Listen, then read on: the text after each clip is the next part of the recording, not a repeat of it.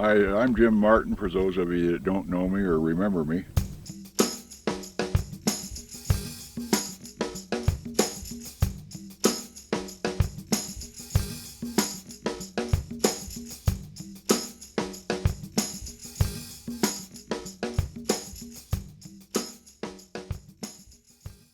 We're out here at the front gate of my little ranch out here where we're going to have this fast draw shoot. And I'd like to welcome you out for this, and I hope you come and have a good time while you're here. Now, what we are doing here in this kind of shooting, when you get up on the line, you will earn everything you get. You will be given nothing.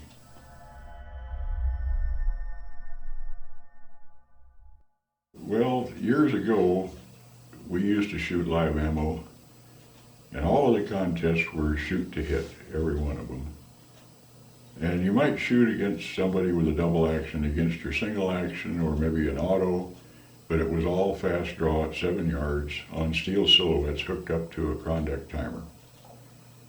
And it was always shoot to hit. And nobody complained about having a disadvantage shooting a single against a double or an auto. It was just good competition. And the shoot to hit was just like the old time gunfights. And we had wax contests the same way. And we never had any complaints with the ego problem. They just was out there to shoot and enjoy the competition, and whatever you brought with you is what you shot with, and if you couldn't win with it, then you just wasn't good enough. Now, the premise here is this is a gunfight, and you will come up on the line and be prepared to shoot as many shots as it takes to score. We will not be announcing times. The first hit will be the winner.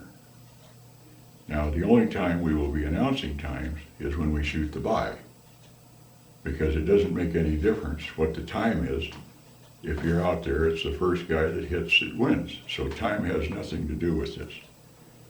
Now, we practiced this yesterday for a little while out here, and I made a prediction that this was going to happen. And so I'm watching them, and they get up there, and they are so programmed to shooting one shot per draw that they pull out and they miss, and they think, oh, damn, I can shoot again, and they finally wake up and shoot again. And I think they were really having a time with it. It's a whole different thought process. So you really need to think about this before you come out and enter. You got to have your head together when you get up there on the line. Doesn't mean you have to spray down range all over the place. You should know when you hit, and you should also be able to tell when you miss. Now, we're not going to be having a whole line of shooters shooting at once, like in Cowboy Fast Draw.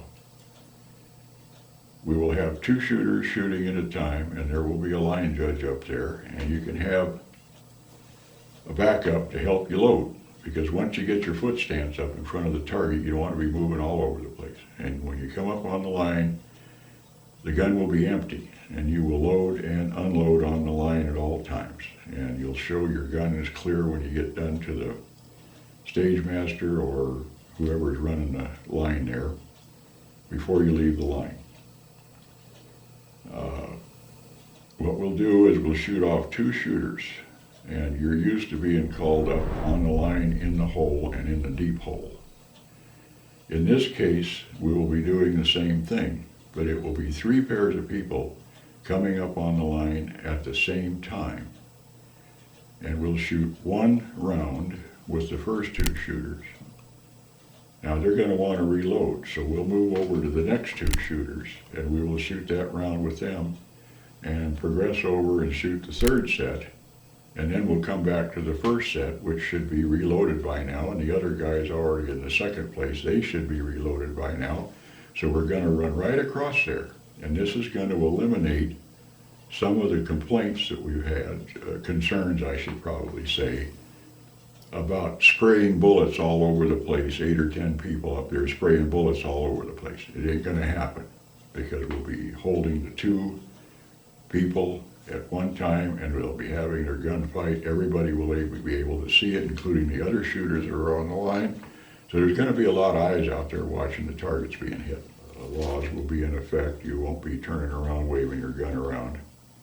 When you're not shooting, you want to stand there after you've reloaded and holstered your gun. Don't be playing with it.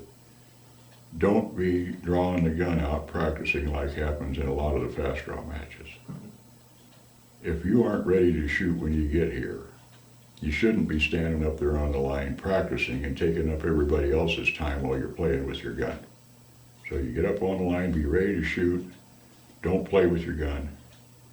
We'll have safety officers out there at all times. So I really recommend always shooting with a deflector plate, even though it's wax or blanks. It don't make any difference.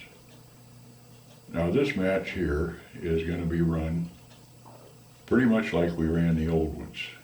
You bring your holster, whatever association holster is legal. Doesn't make any difference whether it's OFDA, WFDA, or a cowboy shooting holster. Whatever you're comfortable with. Whatever gun you're comfortable with. As long as it's a .45. You also furnish your own ammo. Now there's been some concerns about the primers backing out and jamming the guns, and you couldn't be able to shoot more than one shot.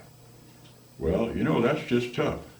If your equipment don't work when you come out here and shoot, it's your fault.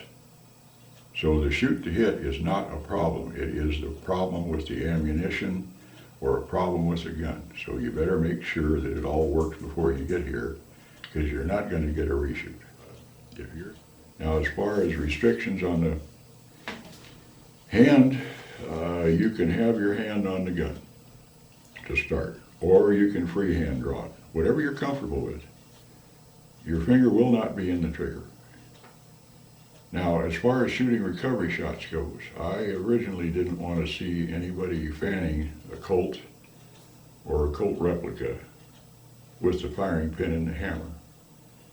I preferred to have it as a thumbing recovery, as in duelist shooting, or left hand cocking with the other thumb.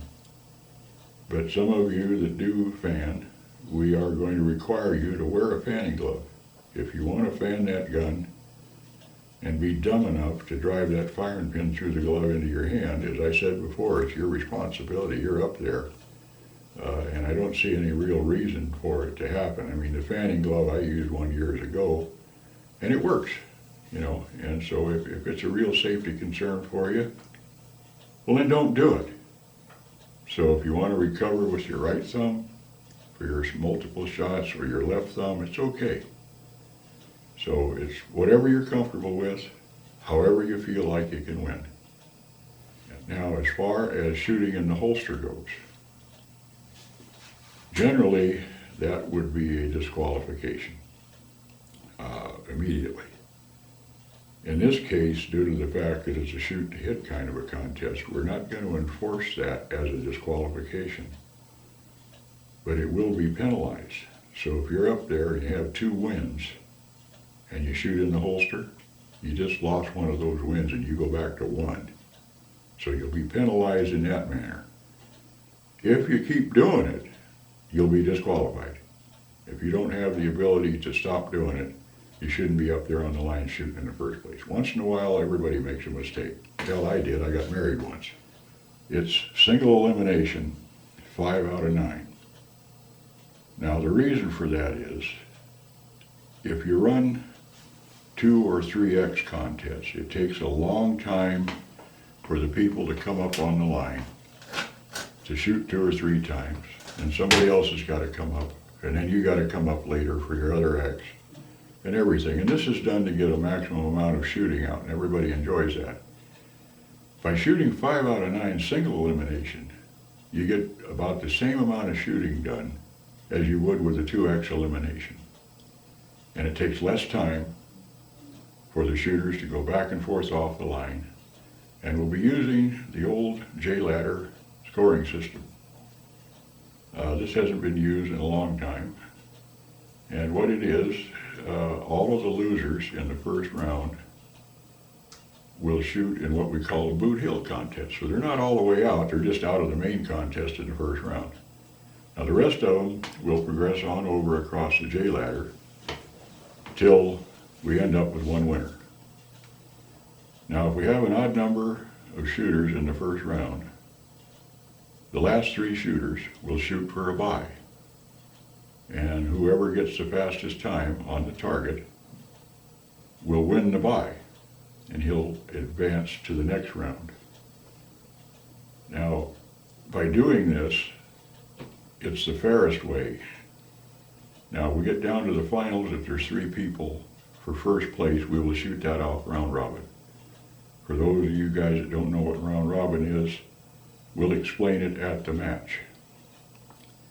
And that's what we're doing. We're going back to the old days. I refer to it as a retro fast draw match, because we used to do it this way all the time, and nobody's doing it anymore. I just want everybody to be really relaxed and come out and be able to have a good time without a whole lot of stress on it.